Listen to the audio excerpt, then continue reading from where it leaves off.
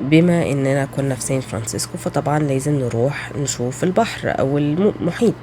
رحنا على البيتش في اوشن بيتش، وده طبعا يعني احنا واقفين على جبل من فوق، وقلت اوريكم المنظر سبحان الله اللي قدامكم ده. لقيت العصافير بتجري ورا الموجة والموجة بتجري ورا العصافير، وكان منظر يعني جميل سبحان الله.